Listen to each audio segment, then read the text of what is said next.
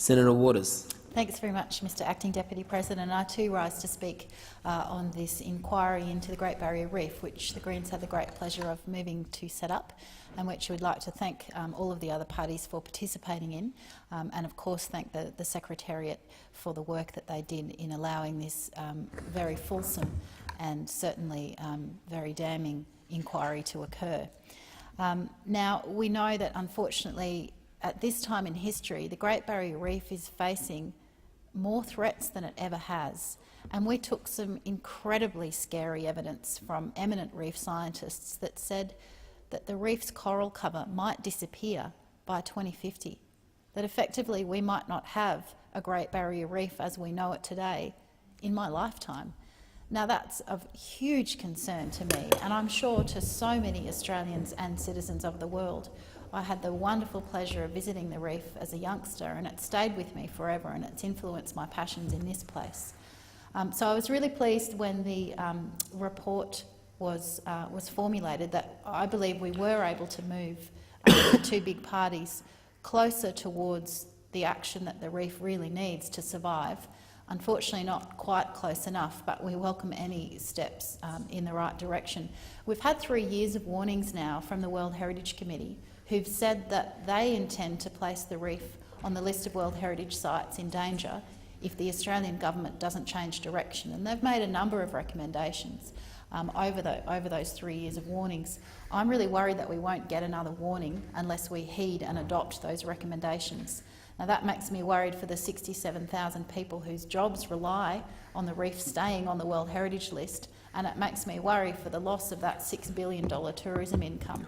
But perhaps equally, it makes me worry for the loss of that beauty, which I was so fortunate to experience and which I want my daughter and every other person in the world, if they get the chance, to see with their own eyes, because it's truly wondrous.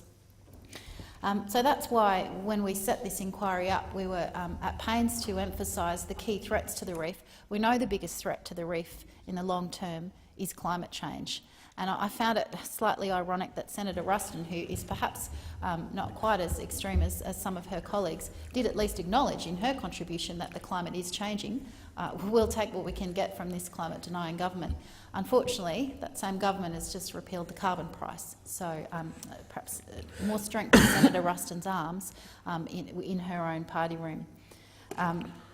The other key threat to the reef that's a new and emerging threat that the World Heritage Committee is recognising, that the Great Barrier Reef Outlook report has recognised, is coastal and port development. Now, what we've seen is the biggest ever dredging and dumping program in the history of the reef's existence happen in the last few years.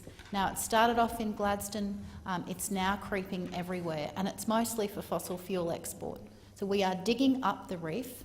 We are in the main dumping that sludge into the waters of the World Heritage Area, all to facilitate additional ships to transit the reef with the increased risk of shipping accidents and damage to marine wildlife, carrying a cargo that, when burnt, will again threaten the reef through exacerbating climate change.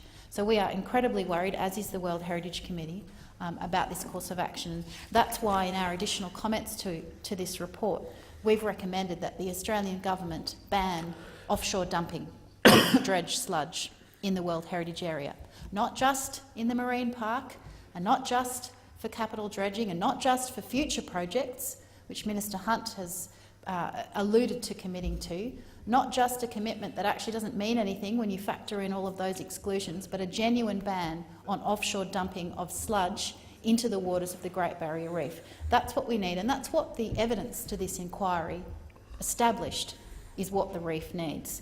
So that's our first recommendation. We also make a related point that the Abbott Point approval should be overturned.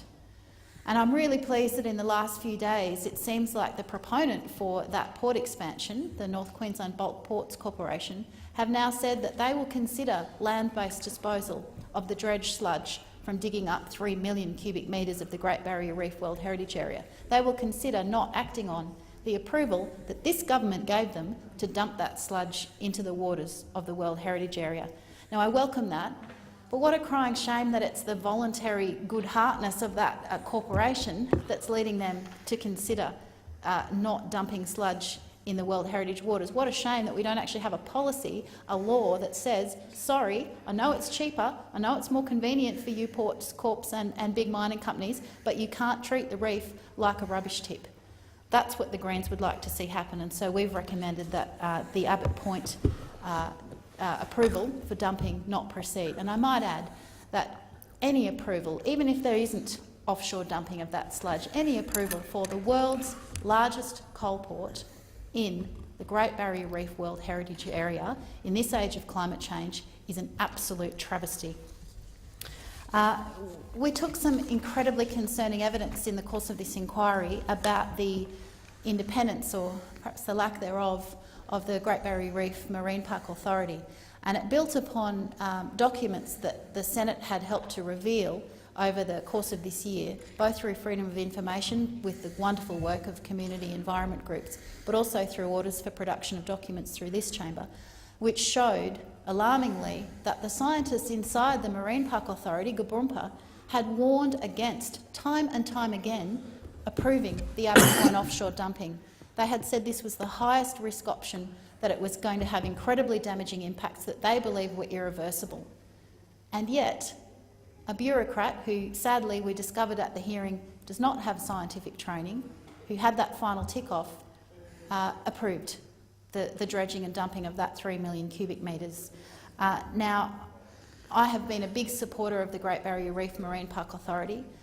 They have done good work. I would like to see them continue to do good work in a way that is not compromised by political pressure and that has science driving their decisions, not politics. So we've included some recommendations about increasing their funding as opposed to the funding cuts that this government has delivered, about increasing their independence and about increasing the level of scientific knowledge on their board. They've got one scientist on their board. They've got 2 other people on their board that have active links to the mining industry. Now, if that's not a conflict of interest, then I don't know what is. So our recommendation says that anyone with coal or gas interests should not be able to serve on the board of the Great Barrier Reef Marine Park Authority. I've already talked about how climate change is the biggest threat to the reef, and so we include a recommendation that says you actually just need to leave 80% of fossil fuels in the ground if the reef is to have any chance of survival, and frankly, if humanity is to have any chance of survival.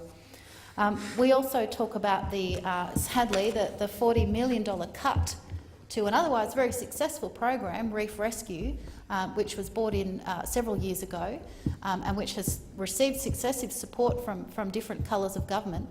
Sadly, this Abbott government has cut $40 million out of that program, which works with farmers to try and improve their farming practices and constrain runoff of fertiliser and pesticides, which not only saves water quality impacts but saves those farmers money.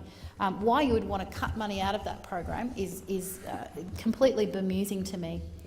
Now, in relation to Gladstone, I've been following this issue for many years as a Queensland senator and a passionate supporter of our reef and sustainable fishing, and I was heartbroken at the personal turmoil that's been imposed on particularly the Gladstone fishers, but also the tourism operators in that region. A program that happened in Gladstone that was approved by the former government and by the Queensland government in 2010, which allowed 46 million cubic metres of dredging to occur and 11 million cubic metres of that to be dumped offshore in the waters of the reef. Sadly, we saw after that dredging program began mass fish deaths, fish kills. Fisher folk themselves then got sick when they'd come into contact with the fish or the water. There was an environmental disaster unfolding in the harbour, and I believe we haven't gotten to the bottom of what's caused it, because all of the various investigations that have been conducted have been, in the view of many witnesses, tainted by those who've been undertaking those inquiries. We need an independent inquiry. I had hoped that this inquiry would have a chance to flesh out those issues. We took much of their evidence in confidence, and so it's clear that we still need an independent and comprehensive investigation into what on earth went on in Gladstone and how we can stop that from happening up and down the coast. Now, there were some recommendations about offsets. I'll just go on the record and say that the Greens do not support offsets, particularly not in a World Heritage area. It's all precious. It's all World Heritage. You can't just swap bits out and protect some bits and not others. It is all part of one of the 7 natural wonders of the world. So I commend this report to the Senate, and I'm grateful for all of the input of the witnesses, all of the great work of the environment groups and the community groups, and I remain hopeful for the future of the Great Barrier Reef. Thank you.